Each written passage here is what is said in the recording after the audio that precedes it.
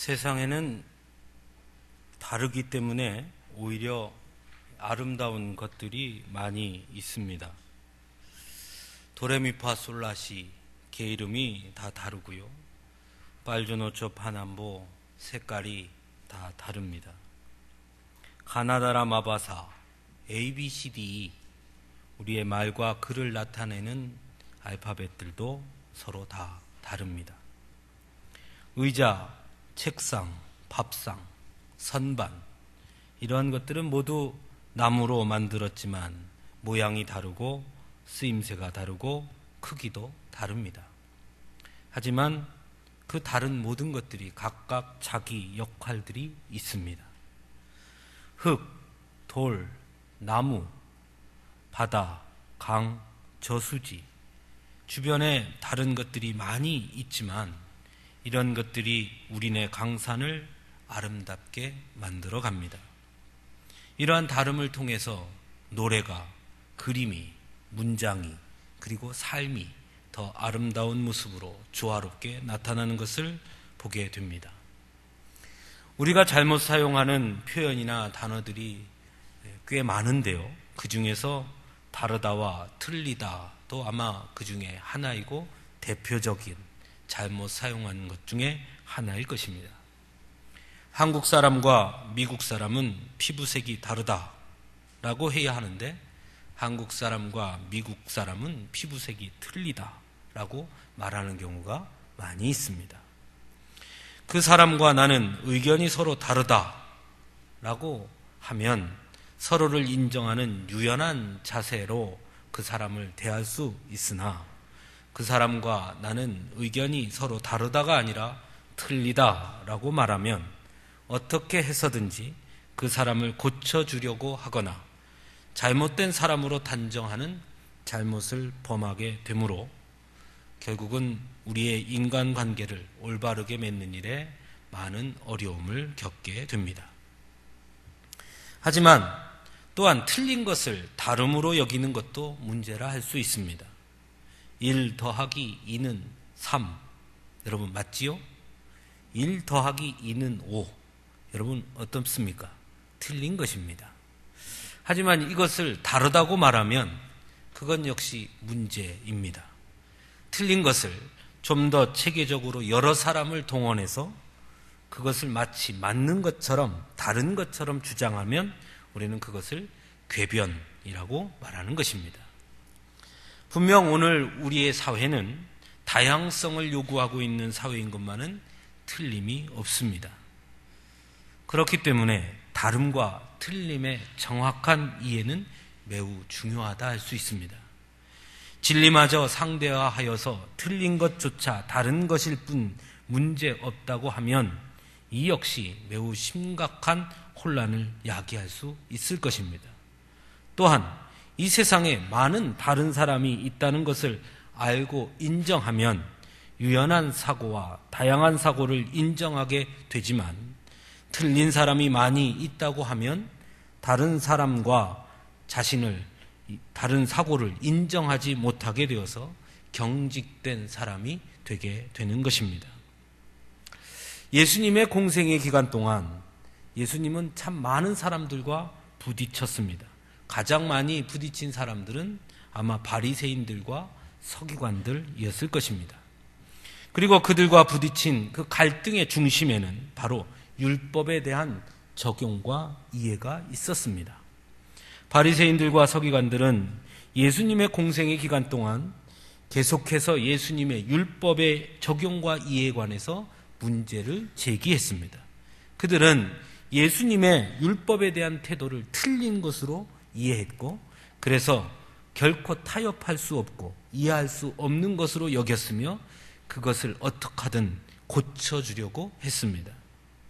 하지만 예수님께서 직접 마태복음 5장 17절에서 20절의 말씀을 통해 하신 말씀을 보면 예수님은 바리새인들 또는 서기관들과 율법에 틀린 것이 아니라 다름을 가지고 있었음을 알게 됩니다.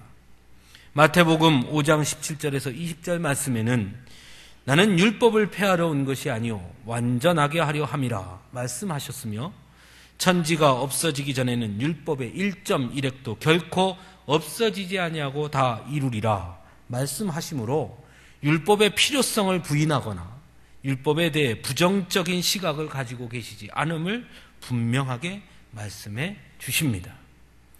그럼에도 불구하고 바리새인들과 서기관들은 예수님의 율법에 대한 이해를 이해하지 못했고 틀린 것으로 그렇게 여겼던 것입니다. 오늘 우리가 함께 읽은 오늘 본문 역시도 구약의 대표적인 율법 중에서도 보복과 사랑의 문제에 관해 예수님께서 그 이전과는 다른 이해와 적용의 틀로 율법을 재해석하고 있음을 우리는 보게 됩니다.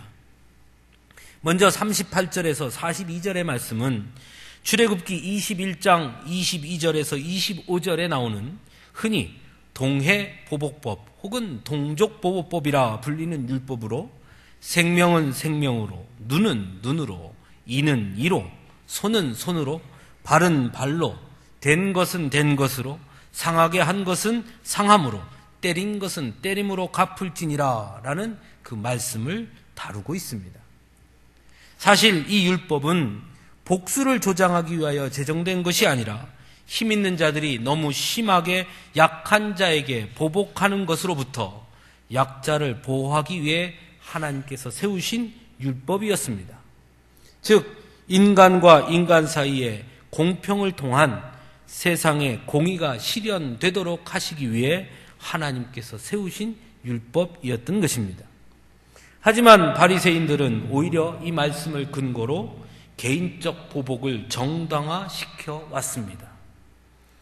예수님은 오늘 본문에서 그 틀을 완전히 벗어나서 가해자에게 아무런 보복을 하지 말 것과 오히려 오른편 뺨을 친 자에게 왼편도 돌려대며 속옷을 가지고자 하는 자에게 겉옷까지도 가지게 하라고 말씀하시고 있습니다. 즉 보복의 자리에 사랑의 행동을 채워 넣을 것을 말씀하고 있는 것입니다. 하지만 예수님의 이런 말씀은 인간적인 입장에서 생각해 보면 거의 불가능한 것처럼 보이는 말씀입니다. 정말 예수님께서 이 말씀을 하셨을 때 예수님은 자신의 이야기를 듣는 제자들은 이 말씀을 그대로 실천할 수 있을 것이라고 기대하고 하신 것일까 하는 생각이 들 만큼 실제로 그런 삶을 사는 것은 참으로 어려운 일입니다. 특별히 오늘 우리가 사는 이 세상 속에서 오른 뺨을 치는데 다른 뺨을 대고 재판하여 속옷을 가지려는 자에게 겉옷까지 내어주고 억지로 오리를 가자는 자에게 배로 그와 함께 가줄 수 있으며 구하는 자에게 주고 꾸고자 하는 자에게는 다 거절하지 않고 산다는 것은 사실은 결코 실현할 수 없는 일이고 그런 방식대로 살아서는 결코 이 세상을 살아갈 수 없을 것처럼 보이는 것들입니다. 오히려 구약의 율법처럼 눈은 눈으로 이는 이로 라는 그 율법을 문자 그대로 지키는 것이 더 합리적이고 공평하게 여겨집니다. 그런데 예수님은 왜 이런 말씀을 우리에게 주셨는가 하는 의문이 생깁니다. 그래서 어떤 사람들은 예수님의 말씀이 의미나 정신이 그렇다는 것이지 실제로 그렇게 살라는 말씀은 아닐 것이다 라고 쉽게 치부해 버리기도 합니다.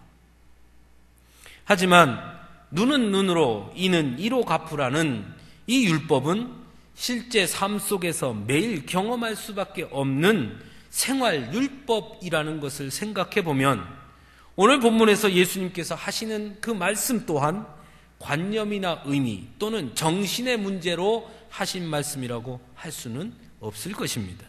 왜냐하면 예수님 역시도 이 율법이 생활 속에서 사람과 사람 사이의 관계 맺음에 그리고 그 사회를 지탱하는 매우 중요한 생활 율법이며 삶에 직접적인 영향력을 끼치는 율법이라는 것을 분명히 아셨을 것이기 때문입니다. 그럼에도 불구하고 이 말씀을 우리에게 주시는 것입니다. 두 번째로 내 이웃을 사랑하고 내 원수를 미워하라 라는 율법에 대해 말씀하십니다. 실제로 구약 성경 어디에도 내 이웃을 사랑하고 내 원수를 미워하라는 말씀은 우리 하나님께서 한 적이 없습니다. 이 말씀은 오히려 이스라엘의 역사 속에서 이스라엘 백성들이 스스로 경험을 통해 만들어진 율법이라 할 수 있습니다. 곧 이방 민족들의 많은 침략 속에서 자신들을 지키기 위한 수단이었다라는 것입니다. 이것이 확대된 것이 바로 선민 사상이었고, 이방 민족에 대해서는 매우 배타적이면서 유대인들의 우월성과 연대감을 강조하도록 만든 율법이 바로 이런 율법이었습니다. 하지만 오늘 본문에서 예수님은 오히려 너희 원수를 사랑하며 너희를 박해하는 자를 위하여 기도하라 말씀하십니다. 분명 내 이웃을 사랑하고 내 원수를 미워하라는 율법이 이스라엘 백성들에게 있어 어떤 의미의 율법인지 예수님도 분명히 아셨을 텐데도 불구하고 예수님은 그렇게 말씀하시고 있는 것입니다. 단순히 포용하고 용서하는 것을 넘어 그들을 위하여 기도하라 말씀하심으로 적극적인 사랑의 행위를 할 것을 말씀하고 있는 것입니다. 이 말씀 또한 이스라엘 백성들에게는 매우 불가능한 말씀으로 들렸을 것입니다. 더군다나 예수님께서 이 말씀을 하고 있는 이 상황은 로마 압제 속에서 살아가고 있는 이스라엘 백성들의 상황을 생각해 보면 더더욱 실천하기 어려운 일입니다.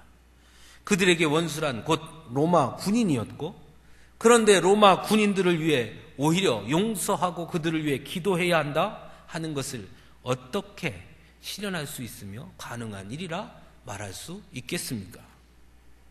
오늘을 살아가는 우리들도 마찬가지입니다. 극한 경쟁 사회 속에서 성공하기 위해서는 나의 경쟁사대를 밟고 일어서야 성공할 수 있는데, 과연 포용하고 용서하는 것을 넘어 적극적인 사랑의 행위를 한다는 것은 결국은 경쟁을 포기해야 한다는 것으로 실제적으로는 불가능한 일일 수밖에 없는 것입니다. 그래서 우리는 이 말씀 또한 이것은 그저 예수님께서 단순히 이웃을 사랑하라는 그 말씀을 강조하기 위해서 하시는 말씀 정도로 이해하기가 쉽습니다. 하지만 앞에서 말씀드렸듯이 예수님께서 이 말씀을 하신 그 시점의 상황을 이해한다면 이 말씀이 단순히 사랑을 강조하기 위해서 하신 말씀으로만 이해하기에는 무엇인가 문제가 있게 보입니다. 이 말씀 역시 매우 직접적이고 현실적인 말씀으로 주신 것이라 하는 것입니다. 자, 그렇다면 문제가 남습니다. 왜 예수님께서는 이토록 실현 불가능한 말씀을 제자들에게 그리고 오늘 우리에게 주신 이유가 과연 무엇일까 하는 것입니다. 잘 할 수 없을 것을 아시면서도 왜 이 말씀을 하셨는가 하는 것입니다. 본문 45절은 그 이유를 우리에게 말씀하고 있습니다. 이같이 한즉 하늘에 계신 너희 아버지의 아들이 되리니. 예수님께서 우리의 생각으로는 그리고 우리의 현실 속에서는 결코 불가능해 보이는 것 같은 그런 말씀을 하신 이유가 다른 데 있는 것이 아니라 곧 하나님 아버지의 아들이 되기 위해서라고 말씀하고 있다는 것입니다. 즉 실현 불가능해 보이는 그것을 해야 하늘 아버지의 아들이 된다라고 말씀하고 있는 것입니다. 여러분, 하나님께서는 아담과 하와를 창조하시고 그들에게 에덴 동산을 주셨습니다. 에덴 동산에서 아담과 하와는 경쟁하지 않았습니다. 그들에겐 다툼도 없었습니다. 우리가 잘 아는 대로 아담과 하와는 하나님께서 창조하셨습니다. 선수 하나님의 형상을 따라 하나님의 형상대로 흙으로 빚으셨고 생기를 불어넣으심으로 태어난 하늘 아버지, 하나님 아버지의 첫 번째 자녀였습니다. 하지만 아담과 하와가 범죄함으로 에덴 동산에서 쫓겨난 후 그들은 경쟁해야 했습니다. 땅과 경쟁해야 했습니다. 땅은 끊임없이 엉겅퀴를 내었고 아담은 땀을 흘리며 엉겅퀴와 경쟁해서 이겨야만 먹을 것을 얻을 수 있었습니다. 그 이후 인간은 수없이 서로 싸우고 수없이 서로 다투어야 했습니다. 그 속에서 강한 자들이 생겨났고 약한 자들은 강한 자들의 발에 밟히는 고통을 겪어야 했습니다. 즉 아담과 하와가 에덴 동산에서 하나님의 자녀로 살 때에는 없었던 경쟁과 다툼이 범죄함으로 하나님의 자녀의 자리를 잃어버린 그 이후에 그들은 경쟁과 다툼을 계속해야 했었다라는 것입니다. 그러므로 다시 하나님의 자녀가 되기 위해서는, 하나님의 아들이 되기 위해서는 경쟁과 다툼이 아닌 사랑과 용서와 포용이 있어야 함을 말씀하고 있는 것입니다. 그렇다면 또 한 가지 문제가 생깁니다. 아무리 그렇게 말씀하시더라도 우리 스스로 아무리 생각해 봐도 우리 현실 속에서는 실현하기 불가능해 보이는 예수님의 이 말씀을 과연 우리는 어떻게 실천할 수 있느냐 하는 문제가 남는 것입니다. 하나님의 아들이 되고 싶긴 하나, 그러나 그렇게 하기 위해 주신 말씀은 도무지 아무리 스스로 돌아봐도 실현할 수 없을 것 같은데 그럼 어떻게 해야 되는가 하는 것입니다. 오늘 본문에서는 그 일을 실천할 수 있는 두 가지 원리를 우리에게 보여줍니다. 첫째는 아버지처럼 하라는 것입니다.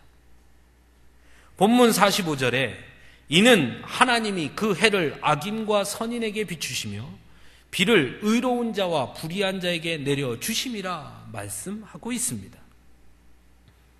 이것은 곧 우리의 삶의 방식이 사람의 방식이 아닌 하나님의 방식대로 살라 말씀하고 있는 것입니다. 즉 하나님은 악인과 선인을 구별하지 않는다는 것입니다. 하나님은 적과 아군을 구별하지 않으신다는 것입니다. 사랑 안에서 말입니다.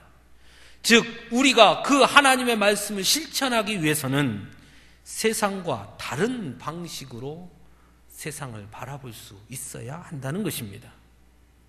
이 말씀 속에는 그러므로 우리의 생각과 우리의 방식을 그대로 고집하고서는 하나님이 오늘 예수님이 우리에게 주신 그 말씀을 실천하는 것은 불가능하다는 것을 전제하고 있는 것입니다. 성경은 끊임없이 성도를 가리켜 하나님의 택한 백성이라고 말씀하고 있습니다. 즉 특별히 구별하여 부른 자들이라는 것입니다. 이 말씀 안에는 특별히 구별하여 불렀으니 세상 사람들과는 다른 존재가 되었고 다른 위치에 있는 자들이 되었음을 의미하는 것입니다. 그러므로 다른 위치, 다른 존재가 되었으니 삶의 방식도 당연히 달라야 한다는 것을 전제하고 있는 것입니다. 그렇게 택한 백성들에게, 특별히 부르신 자들에게 하나님은 아버지로서 부족한 것을 채워주시고 날마다 동행해 주시고 언제나 어디서나 지켜주시고 보호해 주시겠다 약속하셨습니다. 그런데 문제는 오늘날 우리가 하나님의 택한 백성이라는, 그래서 삶의 방식이 세상과는 달라야 한다는 것을 잊어버리고 산다는 것입니다. 삶의 방식은 세상과 같으면서 하나님께서 아버지로서 주시는 그 은혜와 축복은 모두 받기를 원한다는 것입니다. 창세기 12장은 아브라함이 하나님께 부름을 받는 장면을 보여줍니다. 하나님은 아브라함을 택하고 부르신 후에 본토 친척 아비집을 떠나 하나님께서 지시하실 그 땅으로 갈 것을 명령하십니다. 그것은 세상적으로 보면 결코 쉬운 일이 아니었습니다. 100세에 낳은 아들 이삭을 산 제물로 바치라 말씀하십니다. 그것 또한 인간적인 관점에서는 결코 해낼 수 없는 불가능한 일이었습니다. 하지만 우리가 잘 아는 대로 아브라함은 하나님의 명령에 순종합니다.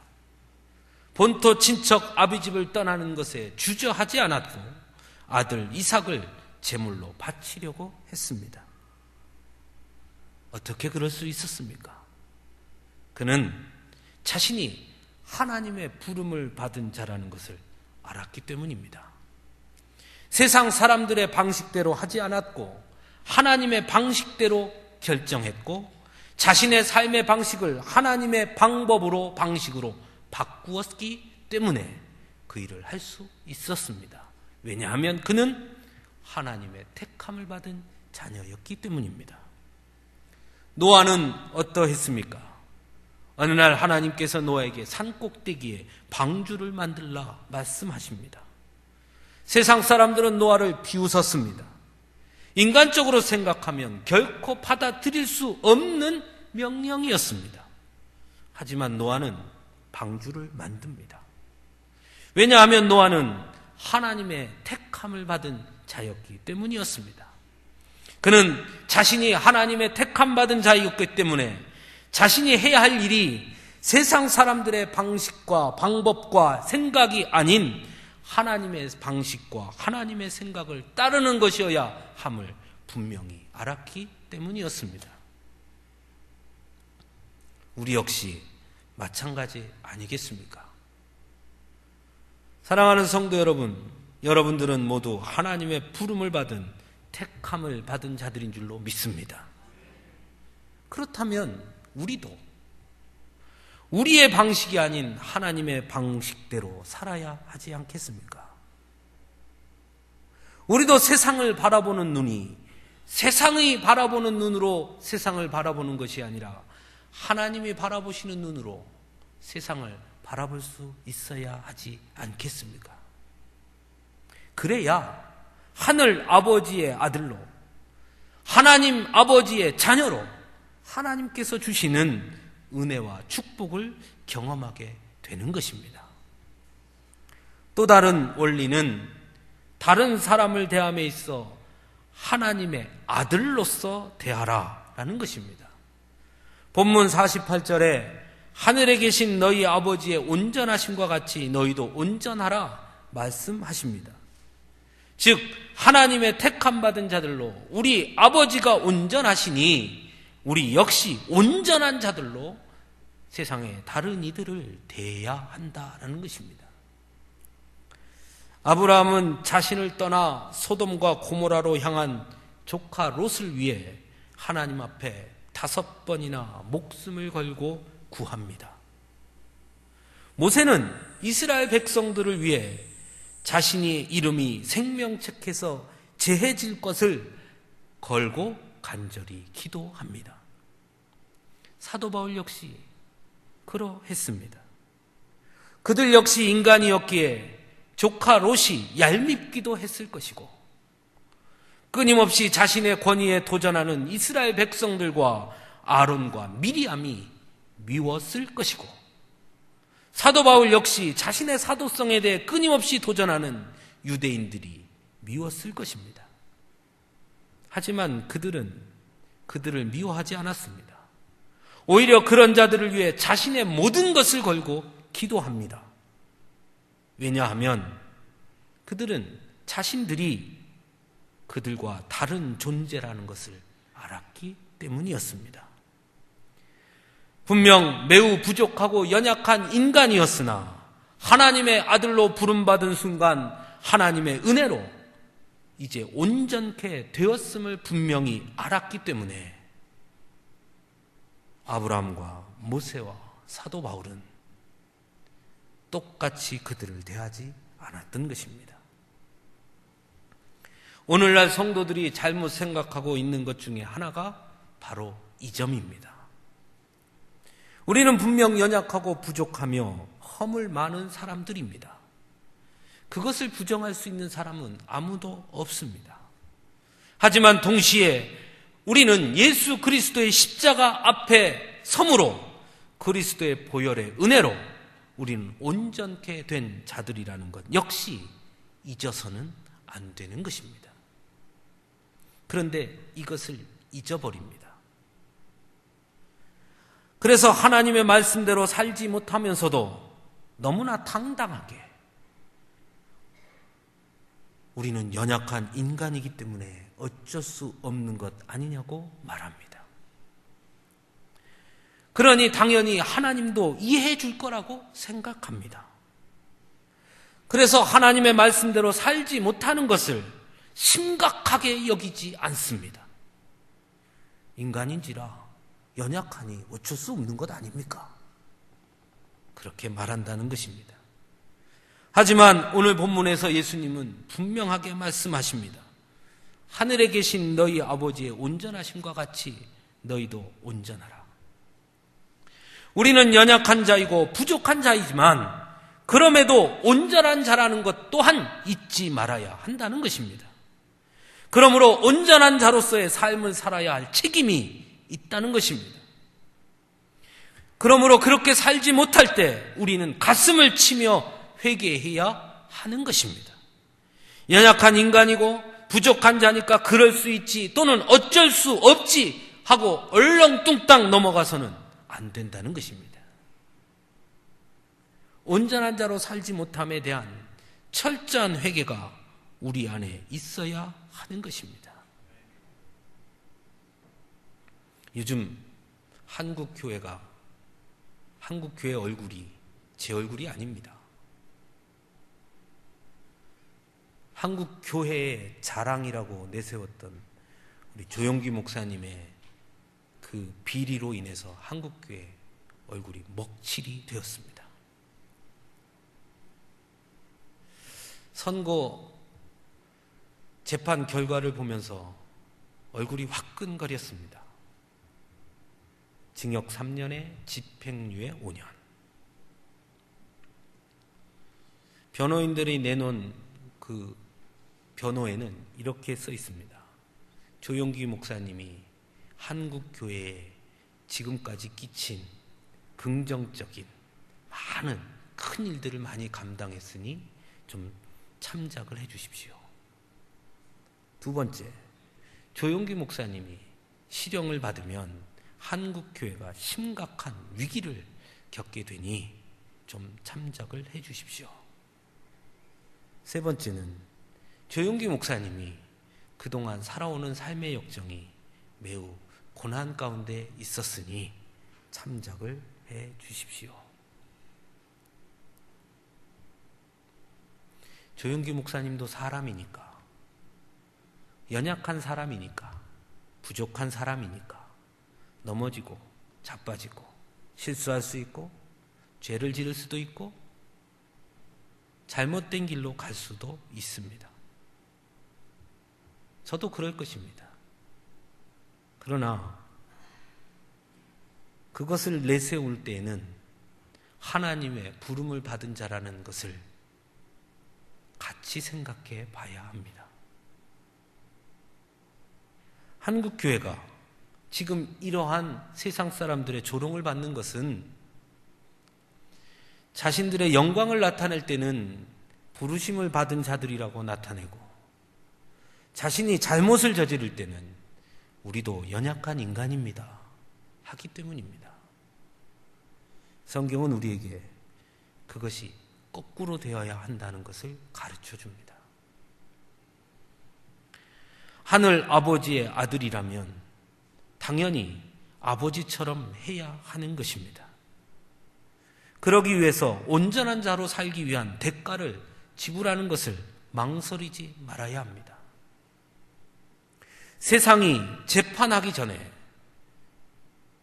하나님의 부름을 받은 자로 온전한 자라는 것을 안다면 재판을 받기 전에 한국 교회 앞에 가슴을 치며 통곡하며 회개하는 모습을 보여야 그것이 부름을 받은 자입니다. 한국교회는 그것을 하지 못하고 있습니다. 사도 바울은 갈라디아서 3장 28절에서 너희는 유대인이나 헬라인이나 종이나 자주자나 남자나 여자 없이 다 그리스도 예수 안에서 하나이니라 그렇게 증거합니다. 즉 우리는 모두 각각 다르다는 것입니다. 어떤 사람은 유대인이고 어떤 사람은 헬라인이고 어떤 사람은 남자고 여자고 어떤 사람은 종이고 다 다릅니다. 하지만 그 모든 다름도 예수 그리스도 안에서는 하나라는 것을 증거하고 있습니다. 즉 우리의 연약함도 우리의 부족함도 우리의 다름도 예수 그리스도를 믿음으로 하나님의 아들이 되었다는 것에서 하나가 되는 것이고 하나님처럼 온전해져야 하는 것이며 하나님의 방식대로 하나님처럼 사는 것에 어떠한 이유나 변명이 될 수 없음을 증거하고 있는 것입니다. 사랑하는 성도 여러분, 오늘 우리가 함께 살펴본 말씀은 아무리 생각해봐도 우리에게 너무나 무겁고 어려운 말씀에 틀림이 없습니다. 솔직히 저도 정말 그 말씀대로 살 수 있을까? 자신이 없습니다. 정말 그렇게 살아도 되는 걸까? 하는 두려움도 생깁니다. 극한의 경쟁사회, 무한 경쟁사회 속에서 손해볼 것이 분명한데 사람들에게 이용당하고 비웃음 당할 것이 너무나 뻔해 보이는데 정말 오늘 말씀처럼 그렇게 사는 것이 옳은 것일까? 저 역시 확신이 서지 않습니다. 그럼에도 분명한 것은 그럼에도 불구하고 우리 주님은 우리에게 그렇게 말씀하셨다는 것입니다. 저는 이 말씀 앞에 곰곰이 하나하나 점검해 보았습니다. 여러분도 스스로에게 한번 물어보십시오. 난 전능하신 하나님을 믿는가? 나의 하나님은 완전하시며 온전하신 하나님이시라는 것을 나는 분명히 믿는가? 난 정말 하나님의 부름을 받은 자라는 확신을 가지고 있는가? 난 정말 하나님의 자녀인가? 정말 하나님께서 나의 아버지가 되시는가? 하나님의 방법이, 하나님의 방식이 결국은 승리할 것이라는 확신을 가지고 있는가? 하나님의 방법과 하나님의 방식이 세상과 그리고 우리의 생각과 다를 때에 나는 하나님의 방법과 방식을 선택할 준비가 되어 있으며 그것이 옳다고 믿는가? 하나님의 방법과 방식대로 살면 세상에서는 실패할지 모르나 환난을 당할지 모르나 결국 그것이 승리의 길이라는 믿음을 가지고 있는가? 분명 난 연약하고 부족하며 죄 많은 인간이지만 예수 그리스도 십자가의 은혜로 온전케 된 자라는 것을 믿고 있는가? 예수 그리스도의 십자가의 은혜로 하나님의 아들이 되었음을 믿는가?